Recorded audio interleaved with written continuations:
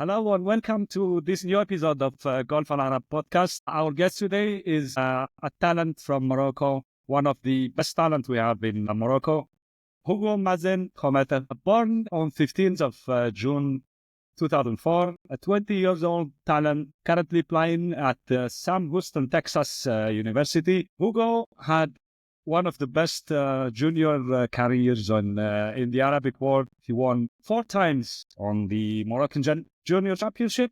He won the Moroccan Amateur and the Arab Junior Championship as well. Homet competed in multiple international championship. He competed in the Englishman Open Amateur. He competed in the Scottish Man Open Championship, and as well as the Eisenhower Cup with the Moroccan team.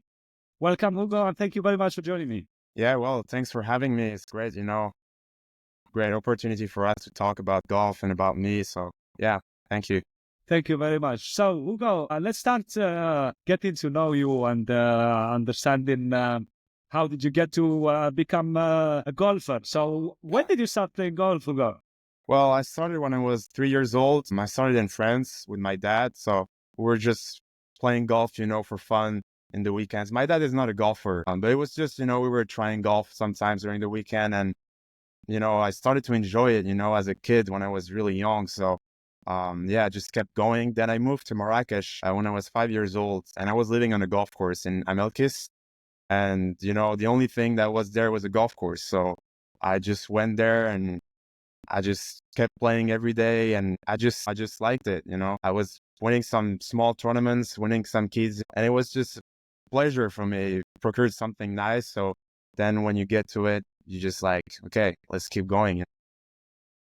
When did you start competing, Hugo? When did you start getting into junior competition? Well, I really started properly when I was about 10, 11 years old. I started to play some Moroccan junior events with the federation.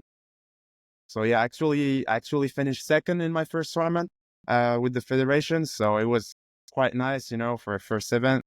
And then I just kept playing. I started to play amateur events really early. I think I was 12 or 13 when I started my first amateur events with the federation. So I was playing from the back tees.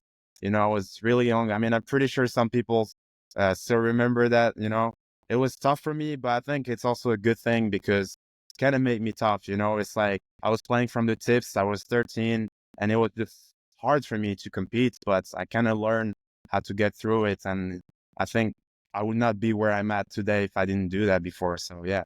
The results that early, I mean, especially finishing second in your first tournament, must have been an influence in you, like becoming very interested in pursuing the career of a golfer. No?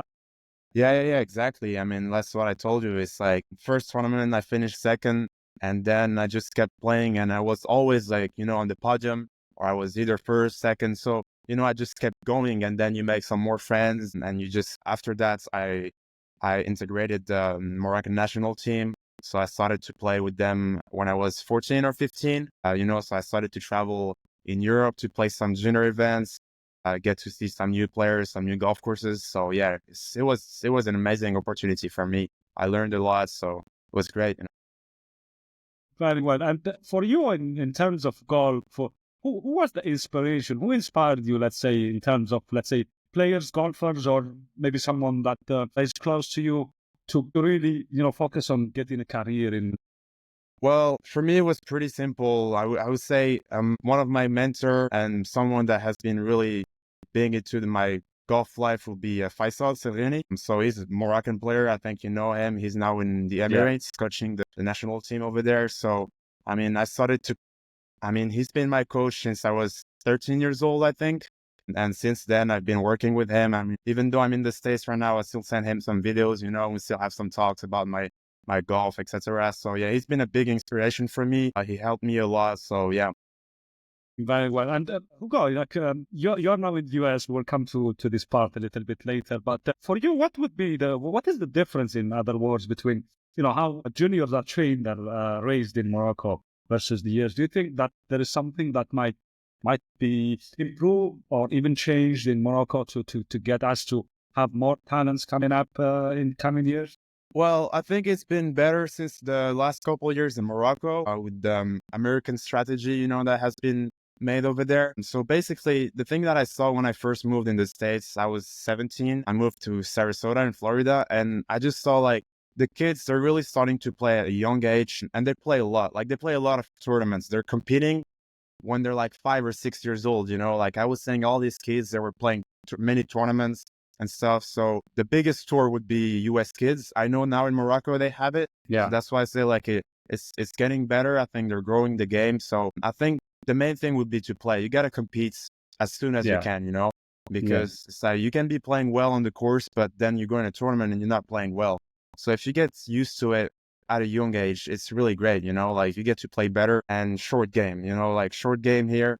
I yeah, see all these kids, they're spending hours on the chipping green and putting green. Like I've seen some kids, like they will beat me on the putting green, like I was like, okay, it's like, that's also a big thing here. So yeah, but I think we're in the right path. So it's great. Yeah. Yeah, very well. And the US kids is like is opening like in different countries, Morocco, UAE, and Yeah. some other countries. Yeah. The young generation and the young talent is coming up in masses, Yeah. hopefully. Exactly. So be careful.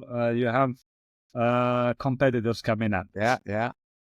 When it comes to golf, growing up, as a golfer in Morocco, 2000, let's say 15, 16, when you're like still at a young age, I know the challenges might have been a little bit, it would have been easier, let's say, for you if you were in the US to develop. So what do you think were the challenges back then in terms of, growing, getting better at golf, getting more competitive? Well, I think the main thing would be school.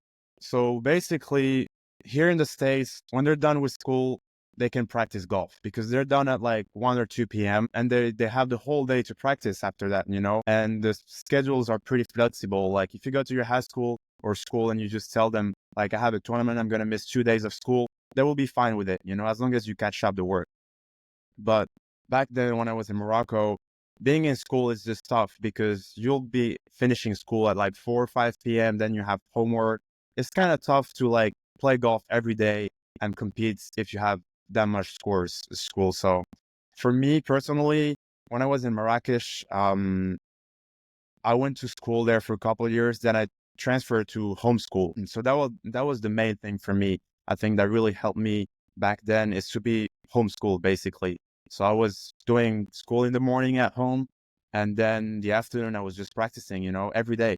So that was great. I think without that, I would not be a golfer today because I would not have time. Like I have a lot of friends and a lot of people that I know. I was competing with them back then when we were in junior golf, but then we grew up, and it's like when you get close to graduation and stuff, it's just tough to be able to play golf and compete every day while you also have to keep up with your grades and etc. So and now they're not playing golf anymore because this you can't do both. Okay, all right. That's interesting. The thinking is changing, I believe, and we'll have, maybe schools that are, more focused in getting young talent to get better. So coming back to you, Hugo, you won 4 times the junior championship in Morocco, and you even the Arab Junior Championship and the Arab thing. So that's a sign that you were a good golfer and you were a respected competitor, I believe. Which one of this, you remember the most, inspired you the most to keep going? Well, I would say my biggest one was when I won the Moroccan Amateur Championship. I think I was one of the youngest one to win it. Maybe Yassine Touhami won it, I think at the same age, but I was, back then I was 16 or 17 years old. Yeah. And I won the Moroccan Amateur Championship, with pros and amateurs that were, 22, 23. It was on my home course, in Palm Golf, Casablanca, back then. So it was great. I won this tournament and it was like, I was just a kid, and I won this big tournament. It was quite a good inspiration for me because I was like, damn, like I'm here competing with those guys, like it's their lives, and I'm here, like I'm able to win this tournament. So it's just great. Let's just keep going. That's great. For you, let's say the competition, you played as well the British amateur, you played the Scottish amateur championship. The competition between Arab Moroccan championship and this kind of level, the British and amateur. Do you think that at some point we'll have Arabs able to be able to go there and like do at least good results? Maybe not Well, why not win? yeah. Well, yeah, of course. The only difference is the weather. The weather is it's really tough to play there. Like I try to go there almost every year, even though it's not my favorite tournaments because it's tough for me. Like I'm gonna go there, maybe miss cuts, but it's still a great experience. Like like the last years, I would rather go play over there and play bad. You know what I mean? Yeah. Get a good experience rather than going to play another tournament in the summer where it's all nice, all beautiful, and it's just, I'm going to make top 10, whatever. You know what I mean? So I think the weather is a big thing. In Morocco, we have a couple spots like Mohammedia or Al Huwara if you go up north next to Tangier, where it's kind of windy. And it's like, if you get to know how to play in the wind, yeah, you can go in Scotland and compete. It's just tough. Like when I went there, yeah, like you see some wind that you never saw before. It's just crazy, And those guys, like they're competing even though it's raining, whatever, they're just competing. Like they say over there, it's like we play golf even when it's sunny. Yeah, that's why I think the latest Arab Professional Championship, some of the players were really complaining about the condition because it's quite windy. Course, like the league course, quite interesting, and we saw some like really high scores. So Yeah, it was kind of something similar to yeah, what it's they tough. play I in. mean, we're just not used to it, Like we can all hit the low shots, high trajectories, fade, draw. We can all do that, Like that's not a problem. But being able to compete in the wind, focus, etc., is way tougher. Like it's another level. You really gotta be like able to focus in that conditions. It's just tough. So if you can get there, I think you just gotta practice. That's why I've been trying to play over there almost every year just to get to know this weather and to get better. Like when I went to Bahrain last year, a couple months ago, and I almost won. I mean, I won in the amateur, almost won the tournament. The wind was crazy. It was almost like playing in Scotland. And, after I finished this tournament, I was like, oh, actually, like, I feel like these tournaments in Scotland really helped me because it was really windy and I was able to stay focused. It was just normal for me. So I'm just glad I did that, One, if you have, or if you want to win on the big stage, if you want to win at Torrey Paynes, if you want to win the Open Championship, you'll have to get used to that kind Of course, yeah. conditions. The guys were on Wednesday or Thursday. They were playing on the PGA Tour. I think there was no one under par on Oh, the yeah. PGA Tour. Yeah, yesterday, only 4 or 5 scores. Only 4. Yeah, Thursday, I think there was no one under par on Torrey Pines, which is very tough course. yeah. That's good. It's good to have, exposure to all the conditions because why not? We might see you play in the Open. You Yeah, cannot I hope just so, win yeah. the Open. You cannot just win the Open by not playing those conditions. So, Hugo, you competed individually and you competed for the national Moroccan team. Competed in different competitions. The Eisenhower, I think, must be the biggest one. You won with the Moroccan team the Pan Arab Championship team last year. Can you tell us, for you as a golf player, because golf in nature is an individual sport. But competing in a team, especially when you're representing your country, it's a different feeling. Do you, feel more pressure to focus, play better, to give your best there than when you're playing individually, or it depends on the player? Well, yeah, basically, I don't get much pressure like added to that just because I'm playing for a team or individually, but I will just care more, It's like, it's another reason for me to play well. You know what I mean? It's like when I'm playing for myself, I have many reasons, but the main reason is me, you know what I mean? And when I'm playing for the team, it's also like, okay, I'm playing for these guys. If I play bad, like the whole team is not going to be first, you know what I mean?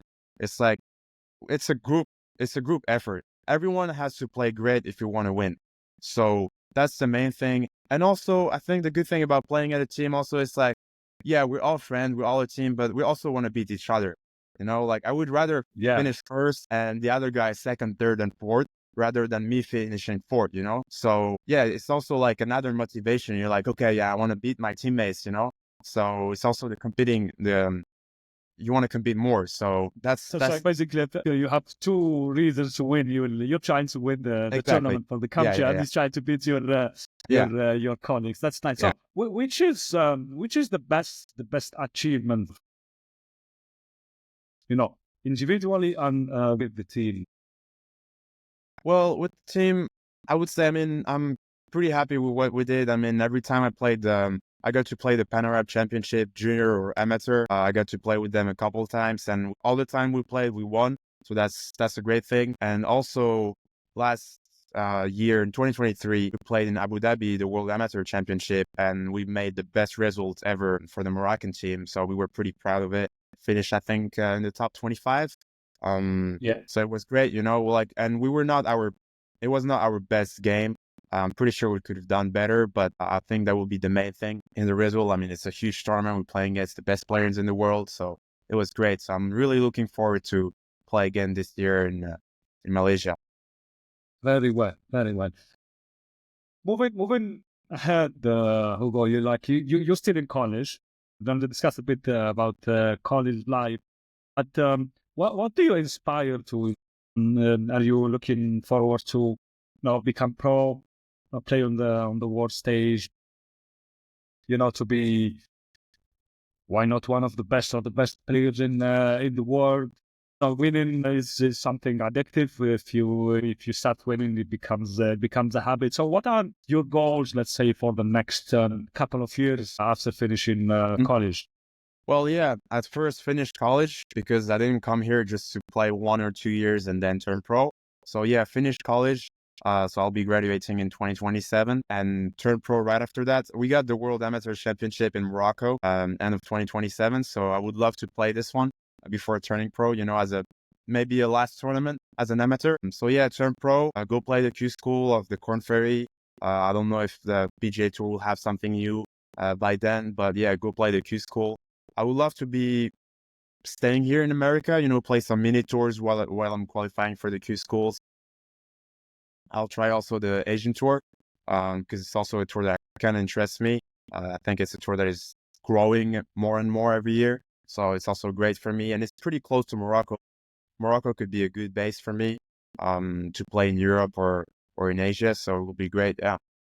And obviously, The competition in the US is, growing by the year. The Corn Ferry, the smaller tour, the PGA is getting a little bit more difficult and difficult yeah, for yeah, players to get in. You have to be the top, like the number one amateur in the world now, who's playing really well. He will almost get his PGA card by yeah, just playing yeah, on the PGA Tour. Those are the exception, let's say, like there are yeah. top players, amateurs in the world. Maybe, how call it, in Europe, let's say, you would have more of an opportunity. The US is the bigger place and the bigger opportunity. I like the how call it, the confidence of going there and trying to get your place and prove that you can do it. Wish you all the best there. In college, let's say now you're studying and you're playing golf. How do you manage these two things? Well, You still have to do homework. You still have to do. yeah, well, it's not easy. It's not easy. I think the main thing would be time management. It's really about the time, how you manage your time. If you got a free hour in there, just take it, you know, either rest or study, but you got to really do that properly. So yeah, I mean, basically on a daily basis will be for me, we have workouts in the morning. We have workouts about 6 a.m. in the morning, 3 or 4 times a week. And I just have class in the morning, about 2 hours of class per day. And the afternoon we're playing golf. So for me, every day it's basically like that: study in the morning, play golf in the afternoon, and do my homework, and then go back to sleep. I don't really have Wow. much Okay. time to do other things than golf and study, basically. It's like, if you want to do both of them properly, you really have to sacrifice, you know, time. Yeah. But do they make you, program a plan on how you do your training, your studies, your golf training, or you are free to basically Well, do what best suits you? yeah, well, it kind of depends on the coaches. It's not about the same everywhere, but for us, we're like pretty structured. Like in the morning, of course, like I choose my classes. So in the beginning of the semester, I choose the classes, I choose my schedule. So it's really pretty flexible on that. And then in the afternoon, we all have the schedule that is sent by our coach a week earlier. So it's gonna be either we're gonna be on the course at 1:30, and either we're gonna be practicing this like wedging, putting, etc. Sometimes it's gonna set up some drills, but we're pretty free to do whatever we want. It's like if I'm like, hey coach, like I would like to work on my putting, this is the drills I want to work on. Like I'm fine, I can do it. But it's pretty structured because Yeah. some kids, like depending on the colleges, it's like that's what they need. They need a schedule if they want to do everything properly. They won't be able to do that by themselves. It's kind of depends on everyone. Then you play a lot of golf on course there. Play 18 every day. Let's say no. Well, yeah, we play quite a lot. I mean, we actually play at least 3 times a week, 18 holes. I mean, this week we play 3 times. Next week I think we'll be playing 3 or 4 times. So yeah, I mean, when we play 18, we basically don't practice. It's gonna be tea time around like 1 or 1:30. We're just gonna play 18 and then we'll just come back home. Uh, or we'll just do quick practice about an hour or two and then go play 9. That's something that we like to do because at least we get to practice properly and then we get to play 9 properly. Because when we play, we don't have time to practice and play 18. That's not something we can do, unfortunately. So Okay. That with the college now, the season, the tournaments are starting soon Mhm. in the US. I think your first tournament will be in 2 weeks. 2 weeks time, probably. Do you have a different schedule, let's say, in terms of a team? Because you're playing as a team for the college. Do you prepare differently? Do you have a different routine? Do you come out together to try and make strategy or help each other with the plan? Let's say for the course setup and course management, the one you're gonna play and all that. yeah, of course. I mean, well, we're starting from next week. We're actually starting like the actual preparation of the tournament. The last couple of weeks were more like of 3 weeks kind of. It was scheduled, but it was more to get back to it, play, compete, and get ready for this final step of getting ready for like the season because we're gonna be like playing tournaments over tournaments. So yeah, from I would say whenever we get close to tournaments, we're gonna play a lot of qualifiers rather than just playing 18 and competing between us. It's going to be more like qualifiers. So you're playing for your spots into this tournament. Usually it's top 5 goes to the tournament as a team. And then there's always 1 or 2 spots for individuals.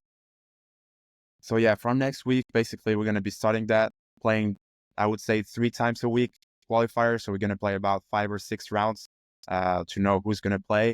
And we're going to be more talking about the strategy about the course. Like the next tournament is actually our home event. And so we're playing on a course that we know perfectly. We play there every time. So the strategy is kind of something that we know, but we always talk about it, go over the pin positions, go over the tee shots, where we should hit, strong side, short side. So yeah, we really try to prepare as much as we can before an event. Okay.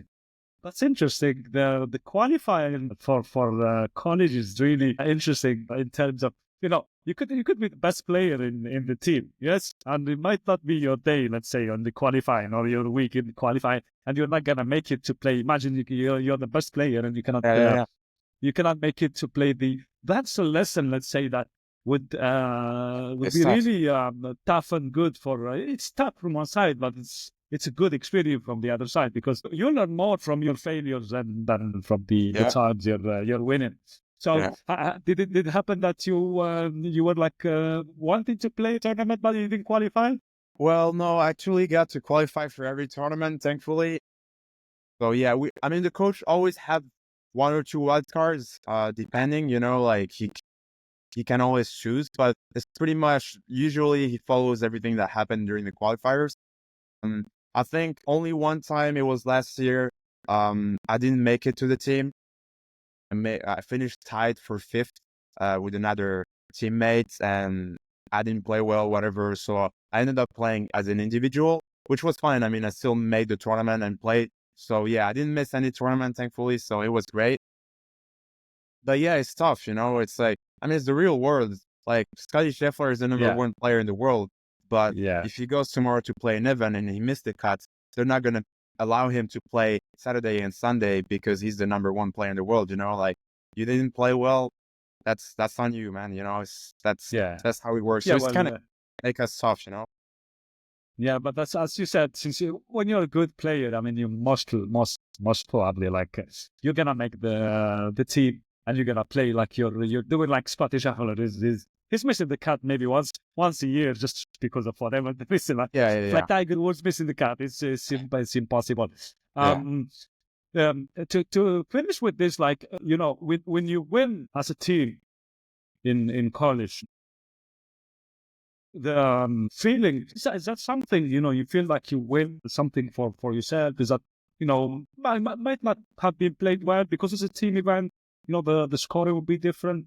Might have played a bad tournament, let's say, but your team won. I know what Is you that is mean. that Yeah. something? Do you feel you didn't add the value to that team at that Well, time? it's always bad. It's always a bad feeling, you know, when you play bad and the team still win. You know, your score didn't count. But I think the fact that we win is actually something that make us feel better because there's a positive thing in this whole week. You know, so that's the thing. But it's on you. You know, you play bad. That's how it is. But it's a great thing to win as a team because you're actually doing it for the team, for your colleges, for your coaches.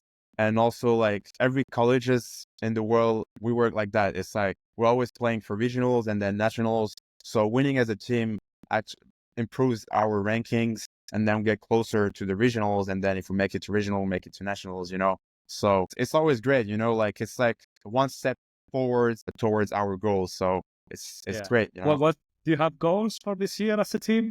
Yeah, definitely. Well, first thing would be to make it to regionals. That will be the first step. I think hopefully if we play like last semester, we should be fine for regionals. There's two ways to qualify for regionals. It's either to win conference, that is just before, or finishing. Every year it kind of depends, but it's about top 60 or top 50 teams in the country makes it to regionals. We're actually 53rd or 54th in the country. So for now, we're in a good spot. And then after making it to regional would be to making it to nationals. So I think it's top 5 or top 4 make it to nationals in the regionals. So yeah, that will be a huge thing for me to play in the nationals this year, you know, as a sophomore. So it would be awesome. Yeah. It's well developed, and there is like a huge structure, as you said, and the competition is really tough from the first week. That's an indicator. That's how they have that many top golfers around the world. All the best for the season, Thank you. Hugo. Hopefully, we see you on the national as well, that big stage as well that they're playing. For each training, Hugo, man, obviously golfers, they do a lot of gym. Nowadays, it's become not like back in the days. Our ancestors, they were just like going to play. Now, you need to be an athlete to go. Do you do a lot of workouts in terms of Yeah, of course. how to do with getting the strength to play? Yeah, Good of golf? course. I mean, here at Samuelson, we practice every day, obviously, but we go to the gym 3 or 4 times a week. It kind of depends on the colleges, but it's pretty much 3, 4 times a week for everyone because we have a time limit with the NCAA rules, so we cannot over practice. So we try to go to the gym as soon as we can in the morning. It's huge, you know. Like for me personally, I know that it's something that is helping me for my golf. You know, like I discovered that during COVID. Just before COVID, yes, I was going to the gym, but I was going there because I kind of had to, you know, it wasn't like on me, but it's like during COVID, I did pretty much every day. I was training, running, everything, and I was getting better. And it's like after 6 months being locked down in my house, I went out, I tried to play golf, and I saw that I won like 20 yards on my driving. My ball speed was way better. So I was like, oh yeah, that's really helping me, you know, like it's a proof that it's really helping me. And you don't really see it when you do it every day because when you go to the gym every day and you play golf every day, you're not really going to see the progress of your ball speeds, But like, since I stopped for like 6 months golf and then went from 160 to 170, you kind of see the big difference.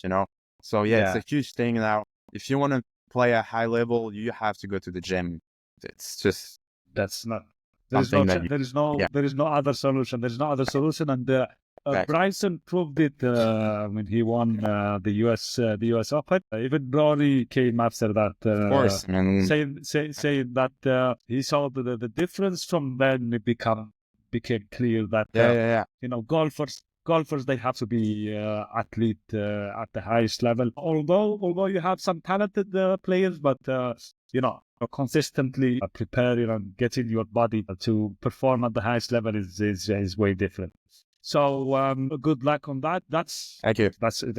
It's a no brainer now if you want Yeah, to be. obviously. I believe so for everyone. Even personally, I feel it. When I started playing golf, I wasn't training.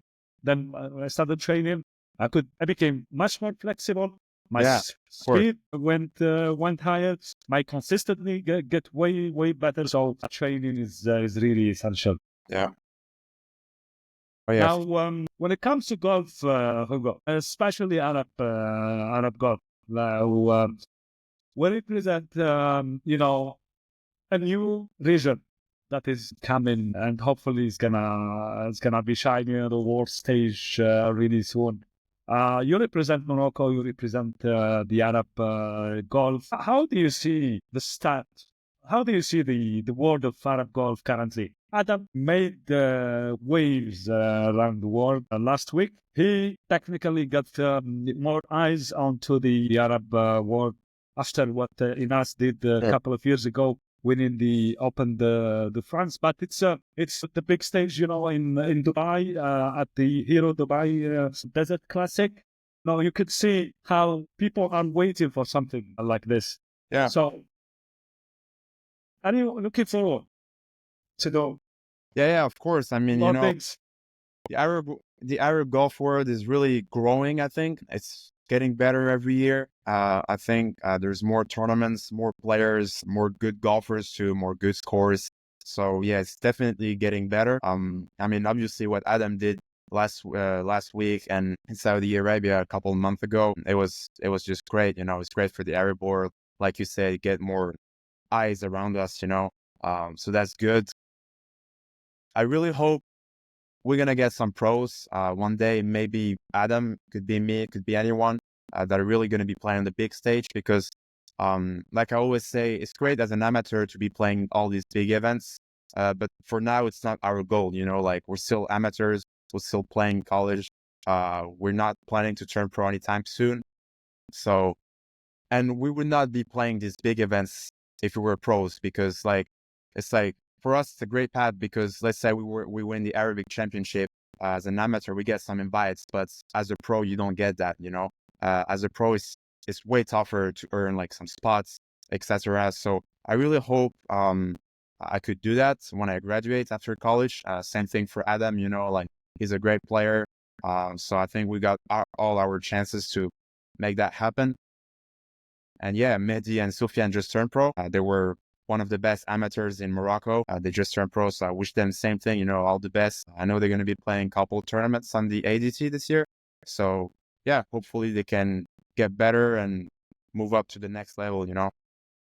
Very well, but it is important to have that experience. Let's say that Adam had in the last couple of months. You cannot measure it in terms of playing opportunity. Playing those type of events at that level, I don't think you can have the same experience playing amateur tournament, although you're playing all the time. Yeah, yeah, yeah, definitely. It's way different, and that makes a difference. Let's say the top amateurs in the world, they're all the time playing at the highest level because they get the invites, as you said, and that's what sets them for the success. So I think that's really important. Although you are an amateur, you're going, you're just playing for the experience basically, and playing for to show that you are as good as you think you are in other words. I think we're still missing in this point for on the Arab World. There are not a lot of invites, let's say. The tournaments are fewer. I mean, the Dubai Desert Classic has only one invite to the Arab World. Okay, it's a big tournament. We might say there are others, but we hope to see more opportunities for amateurs, because that's really what makes a difference for you. You're playing there, but when you go playing with Rory, playing with I don't know, Adam Scott, play with Dustin Johnson, all these guys, you see different. It's different level of golf and the experience and how they do things. So, did you play on any big tournament, the DP World Tour? Yeah, I did play. Like you said, it's an amazing opportunity as an amateur to compete in this tournament, because you just get a huge amount of experience and you get to see all these famous guys around you. And you're like, like they're human. They're like me, they're just sitting next to me and eating his lunch. You know what I mean? So yeah, I did play in Ras Al Khaimah. I played the DP World Tour that is actually playing this week. I think they're playing there at Al Hamra Golf Club. Yeah. I played there in 2023. So yeah, I played in 2023 before going to college. It was my first DP World Tour event. It was an amazing experience. I was young, I think I was the youngest competitor over there. I played pretty decent. I mean, I shot 2 under the first round. I think I was leading the first round. After a couple holes, I was like 5 or 6 under. So yeah, I shot 2 under the first round. The second round, I shot, I think, 1 or 2 over. So I missed the cut by 2 shots, I think. But yeah, it was a huge experience, Then I played a couple Asian Tour events. So yeah, it's just great, as an amateur. It's just, I think, now, I'm not saying it's the main thing, but now as an amateur, if you really want to compete at a big level, playing all these events, international series, DP World Tour, Live, whatever, it's just a huge experience. You learn a lot, and it just makes it easier for you as an amateur to compete in all these amateur tournaments. What things that make it easy, let's say, for you in terms of playing to make cuts in such big event, or what do you think it's required from an amateur to have to make? Because you're going to, as an amateur, to get the experience to see big players. But what do you think would make it easier for you to make the cuts in this event? Because on a normal day playing that course, you would most probably shoot like a score that makes you make the cut. Yeah, but because the tournament, it's a different. So there must be something, I assume, that amateur, that's where they get the experience. What is it for you? Well, I've been always thinking about it, because I think I've been playing pro tournaments since I was 15 or 16. I played the Pro Golf Tour events back then when they were playing 8 tournaments, I think, in Morocco. So I played all of them. So, the cuts has always been the main thing. And I think since then, for me personally, it's not thinking about the cuts. Like, I'm not here just to make the cut. The cut is not the limits, Sky is the limits. So it's like, if you can win, why not? It's not because you're 17 or you're amateur or whatever that you cannot win. It's like you're here, you're playing your tournament. You can be as good or maybe better than some guys that are playing the tournaments and are currently playing full time over there. But it's just about playing golf. It's like hitting the best shot I can every shot. And that's what I'm working to with my mental coach. It's like, doesn't matter wherever I'm playing. Could be amateur, could be with my friends or pro event. It's just about making the best shot you can every time. That's it. And there's no difference between, that's what I'm trying to do too. It's like, there's no difference between playing amateur event or pro event. It's just, I'm going all in, Okay. All right. The mentality makes a difference in golf. It's just mental, Yeah. It's very important to have a strong mentality to play that. Now that I remember, Sofia, let's say, she made the cut on the ladies European tour at 13 years old. That's a world record, obviously. It's unbelievable. But imagine the experience you gain from that. So she would never have the fear of the cut. For sure. It's something. So the experience is really different, and that pushes toward. On the other side, though, Hugo, that's what's the talking point, let's say, for people, they say, okay, we get the invites to our amateurs, let's say, but most of the time they don't make the cut, and we just have, people, competing. which on one side makes a point, but you cannot have competitors if you don't have Of course. amateurs trying to compete. So it's really difficult to balance it. Now the only solution I see is to try and get more invites to our top amateurs into the big events locally in our region. That would help, as much as possible for everyone. Yeah. Moving on, Hugo, do you think that we'll see any Arab winning big anytime soon? Well, I'm not gonna name anyone. I hope No, we could win. But yeah, I mean, there's a lot of great players in there. I think there's a couple of players now that are playing close to the DP World Tour. I mean, Joshua is playing now. I think on the DP or Challenge Tour, so he got some invites. So I mean, he's being close to win last year, I think. So yeah, I mean, I hope some other girls could do that too, or even on the Asian Tour. Asian Tour, ADT, any tour could be really good. Like I don't think we've had a win as an Arabic pro anywhere else, and unless like I think the Pro Golf Tour has been like the only place where like some Arabs players won. But yeah, Challenge Tour, it's like anything could be great, at that point. So yeah, I really hope we can do that as soon as possible. And yeah, I just can't wait, to compete with these guys and compete as a pro. Yeah, all the best to you. I mean, like they're Ayub is on the AD tour. Hopefully, we have Mahan, Ines on the Ladies European Tour. Hopefully, they'll have a great season as well. A lot of young talent is coming up.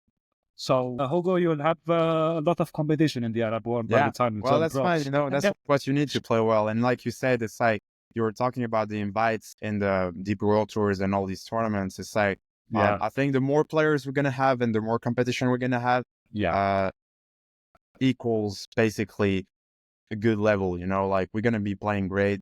We're going to be competing. And, like for the invites, let's just reward the great players. Like if you play well, you'll get rewarded, It's just to be how it works.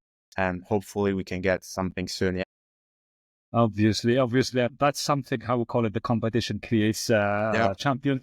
And the strongest the competition, the better.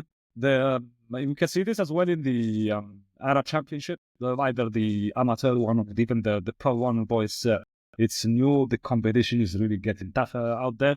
It's not as before. And if you're a good golfer playing in the US, you could just go and win it now. The competitions are really getting tough. So that means the level is growing, the attention to sport is growing, and hopefully we'll have winners on the big stage, on the DP World Tour, on the PGA Tour, on the Asian Tour. People will be cheering for everyone like we're cheering for you now. Yeah, it will be huge. Do you have any preferences in terms of which in the future tournament that you'd love to win? Well, winning a tournament in Morocco would be the best, If we have an Asian Tour or DP World Tour at home, obviously it will be the tournament I would like to win because it's at home.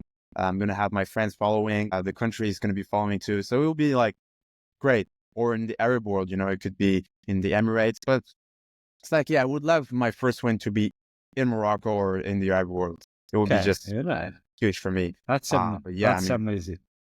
All the other big tournaments are great to win too. All the best. We have the international series currently played in Morocco. Yeah, that's we have the only big tournaments for men, fortunately, in Morocco on the big stage. Hopefully, they will add some more because I'm not sure if it's. I'm not sure. I don't want to say anything wrong, but it might be the last year we have it, Morocco. But I am not sure. But we've had it for like a couple of years now. I played it twice already. We're gonna be playing it this summer again. So I'm really looking forward. I hope I will be playing in it, depending on the schedule I have here. But I will try for sure to get there and play over there. Because unfortunately, big tournaments. The DP World Tour used to have a tournament in Morocco. It's not anymore played. Morocco could have really, how we call it, 4 big tournaments during the year. That would help with the local talent to be showcased to the world.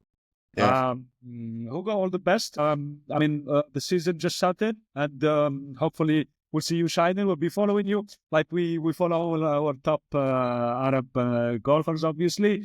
Yeah. Let's get some nice info from you, some quick questions from you. If we look at golf, you've played really most probably across the world, if I'm not mistaken. I mean, you played Europe, Asia, Africa, the US. You played one of the best golf courses in Africa in the amateur championship, the African amateur championship. What is your favorite golf course? Well, one of my favorite will be Torrey Pines. Wow. Okay. Torrey Pines is just amazing. You know, the views, the quality of the golf course is just crazy. I played it during the summer for the World Junior Championship. So it's the IMG World Junior Championship. I got to play there once, and it was just amazing. You know, course is crazy. I mean, the views are really beautiful, and just get the treatment. Yeah, everything is nice, you know, and just being able to like now look at the PGA Tour and see these guys like competing there. I'm like, oh yeah, I was there, you know, like I remember this hole, I played it, so I understand when it's tough, you know, like the guys, it's like they're struggling with the win. Yeah, I struggle too, you know. It's like it's really one of my favorite courses.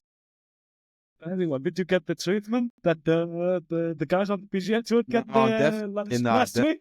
Because the conditions were, I would never wish to play there at those conditions. Thankfully, I got to play during the summer, so we had some wind, but it wasn't crazy. It was pretty much perfect Californian weather, you know, so it was great. Yeah, but yeah, I saw a lot this week. I mean, the guys are struggling. There's a lot of wind, you know. Really, really a lot. I remember that the course was an amazing. I think it's what the US Open that John Ram won on Torrey Pines, if I'm not mistaken. So I remember very well John Ram won there 2 years ago, and that was it was really how could that was the first time I watched a full tournament on Torrey Pines, and it's really unbelievable place. And if you would say, you know, play golf with someone, who would be your dream partner? Well, you know, I don't really have any dream partner, but it's just my friends, you know. My best friends. Take me. It's like, I would say it would be, my best friends are Adam, Yassin Rafi, he plays golf too, and Nizar, you know, like, that's just a dream group for me. Like, it's like playing with all these big pros and stuff. It's nice. Yeah, Tiger Woods would be amazing for sure. But it would not be as fun as being like on a nice course, nice week, nice weather with my best friends, you know, like we're having fun, we're competing, we've known each other for years and years. So that's just something I would love to do, you know. And it's like, even now, if I want to do it, I cannot, you know. We get together only like once or twice a year. We get to play together. It's always amazing for us. Very well. There is nothing better than playing golf with friends and enjoying the time, even if it's in, I don't know, on the desert, playing on. Exactly. It's about pleasure, you know. Golf is still a game, you know. It's like, we play trying to go pro, but we'll still want to have fun, you know. If you're not having fun, like, why are you doing it, you know? So, in your band, what is your favorite club? My 2-iron. My 2-iron. Yeah. Really? Yeah. My 2-iron is my favorite. It's my favorite shot to hit.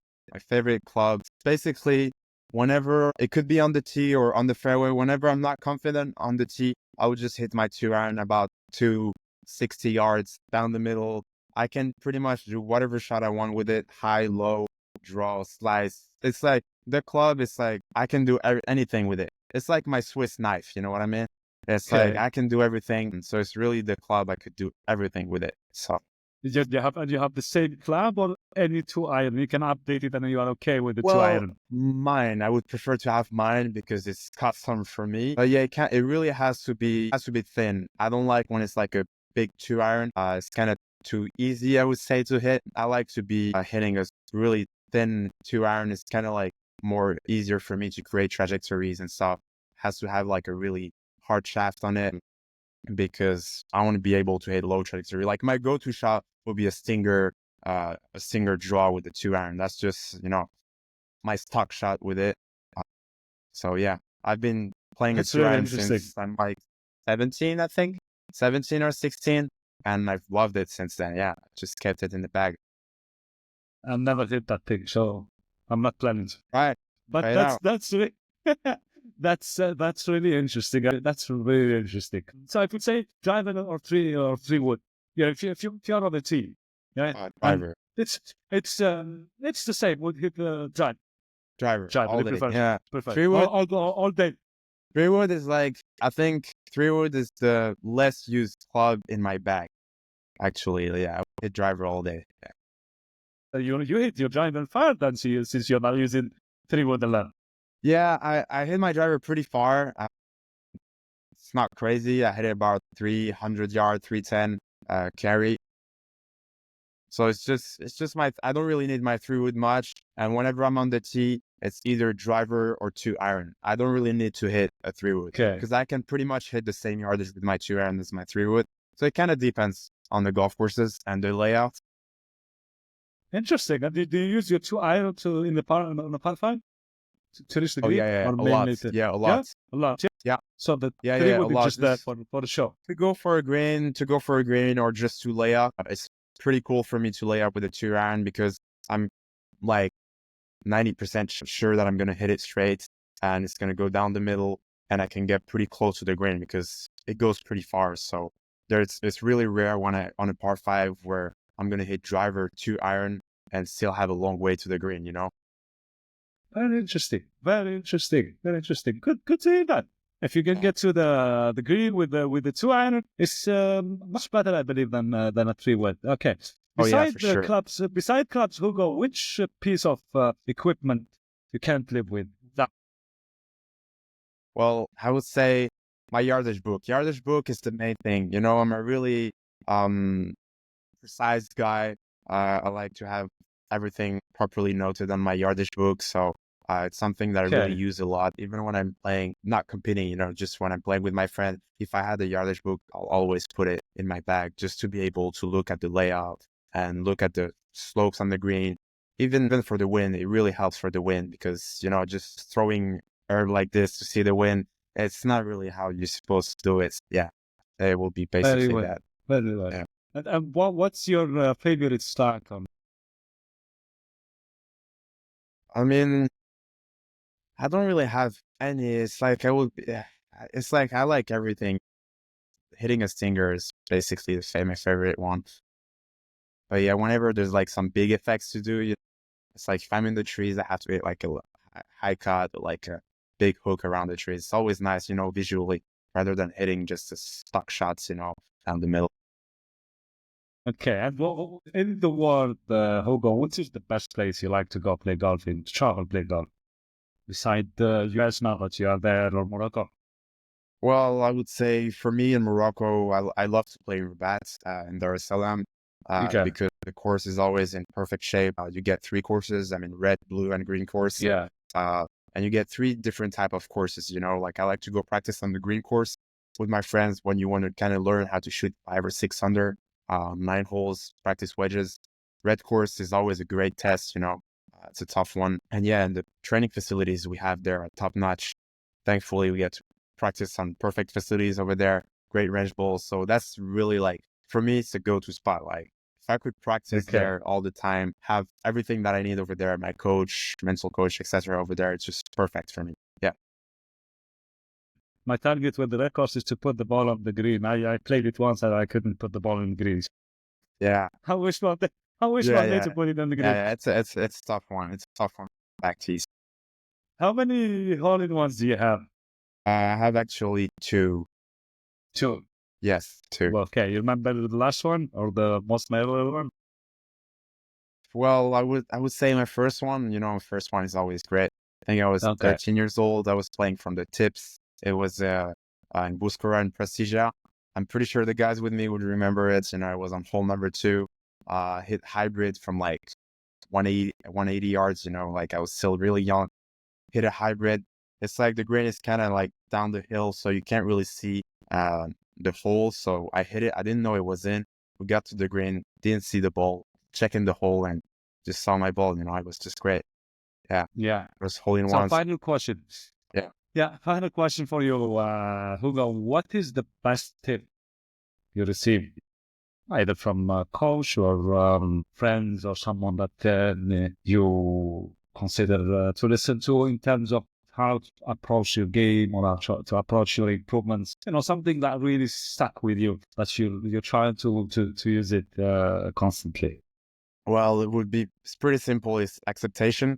You really have to accept when you hit a bad shot or good shots, because you're going to hit great shots, but still, it's not because you hit great shots that you have to be excited and, you're going to hit great shots all the time. No, like you might be able to hit a great shot now on the course, but then the second shot is going to be really bad, So you really have to accept whatever you're doing and accept that in golf, it's a game of misses, you miss more than you make. So you really have to accept that and just play the best you can. And at least you gave it off. You gave it all, That's it, I've heard that from, like I told you, my mentor, Faisal Sereni, and I've heard that after that from other guys.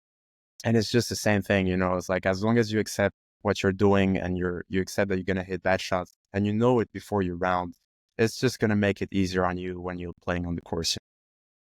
That's really interesting. And would that be your advice to young yeah, golfers for or sure, friends? for sure. Yeah? Yeah, for sure. Because, for anyone, it could be an amateur, it could be a junior golfer, it could be a beginner.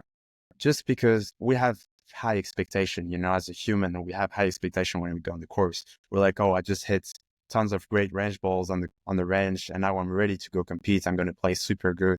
And then you go on the course and you just don't play how you expected to. I think it's just great, like for me as a junior, it's like when I was playing junior golf, I could see some kids just get mad and just throw their clubs, whatever, even in amateur golf, just because they don't accept that they're going to hit bad shots, And after that, when you start getting mad, you just cannot go back. It's like you press a button and you just kill your round, basically. Okay. So it's like, as long as you accept it, I think it's just going to make it easier. Yeah. That's amazing. Do you read books? Do you read like golf books?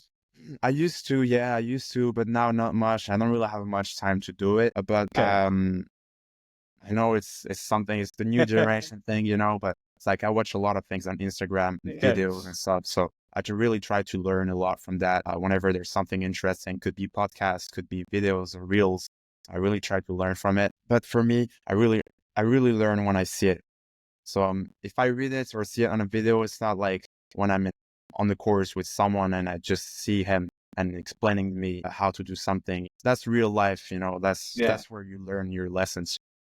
Okay. That's as well very important. Yeah. Hugo, thank you very much for joining me Thank today. you. Yeah, It was a pleasure, and all the best for the season. Hopefully, we see you shining on the big stage really soon.